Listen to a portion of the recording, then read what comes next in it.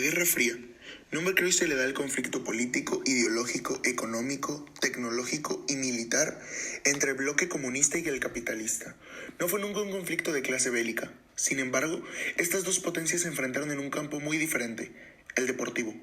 La necesidad de victoria y de demostrar la superioridad de sus ideologías impulsó los programas deportivos llevados a cabo por ambos países.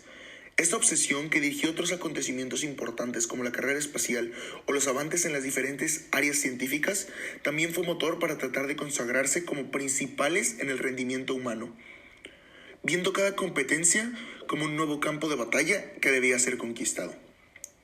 Esta lucha se dio en diferentes escenarios a lo largo del periodo de 1945 a 1989.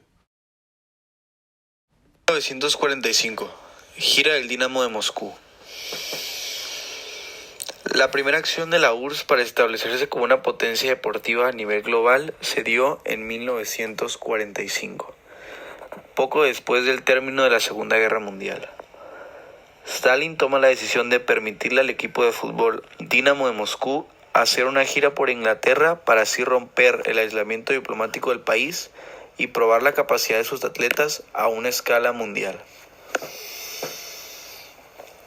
Esta fue una decisión arriesgada por parte del gobernante debido a que en ese entonces los amistosos entre clubes internacionales apenas empezaban a disputarse y existía una idea general de Inglaterra como una nación que poseía equipos de fútbol con un nivel superior a cualquier otra nación a nivel global.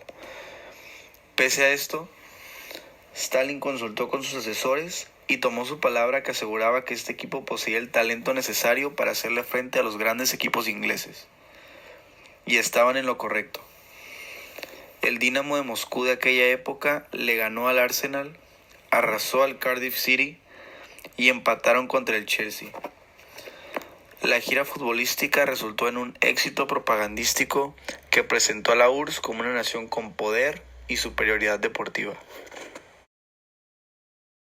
1952. Primera participación de la URSS en unos Juegos Olímpicos.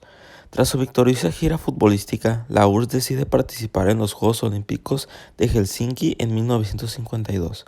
Son localizados en la otra punta de la ciudad, para así evitar cualquier tipo de contacto entre la delegación de estadounidenses y la delegación soviética.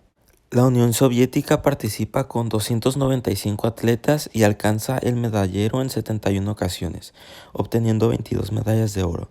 Su actuación muestra su hasta ese momento desconocida dominancia en los diferentes deportes olímpicos y causa mayor interés por parte del gobierno para participar de manera directa en el desarrollo de los diferentes programas deportivos.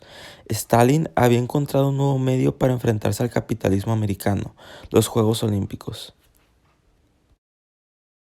El milagro de Berna es considerado por muchos politólogos y sociólogos como el verdadero momento de la fundación de la RFA. En el Mundial de 1954, con sede en Suiza, el equipo de amateurs de Alemania Occidental logró coronarse como campeones por primera vez de la Copa Mundial.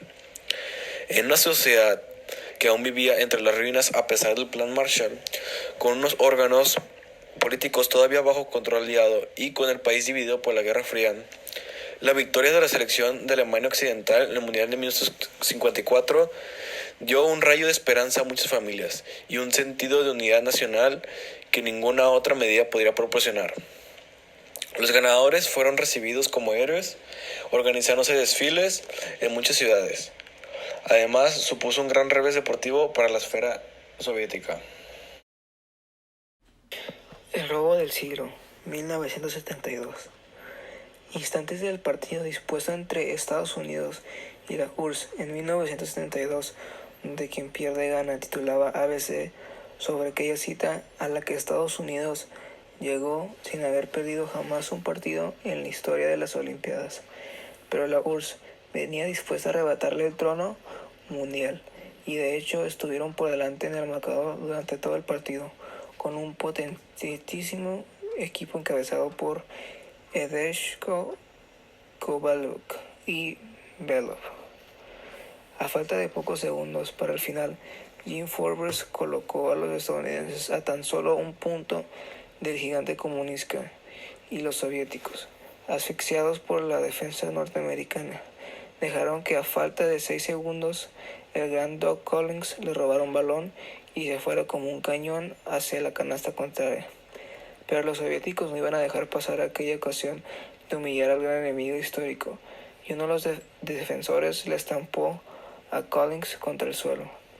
Los árbitros pitaron falta personal, y el jugador, aún maltrecho por la falta, cometía los 2 tiros libres y ponía a su equipo por primera vez en el partido por encima en el marcador cuando tan solo quedaban 3 segundos.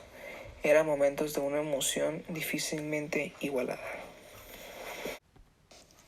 A partir de ahí comenzó la confusión, pues inmediatamente después de los tiros libres, los soviéticos sacaron rápidamente de fondo con un pase de canasta a canasta, pero fallaron el lanzamiento.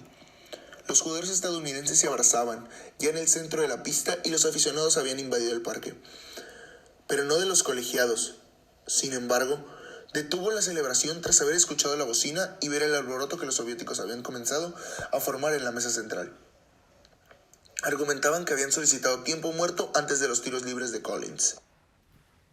La polémica estaba servida y aún, 38 años después, no se ha cerrado, pues según las reglas de la FIBA de la época, solo se podía pedir tiempo muerto entre el asombro de los americanos, que no supieron colocarse, algo que no y la inmunidad de los soviéticos en aprovechar aquellos suplementarios 3 segundos, se puso en juego el balón, y en un rapidísimo lanzamiento, el soviético Korkia explicaba la crónica del enviado especial a Múnich, aunque en realidad quien recibió la bola fue Sergei Belov.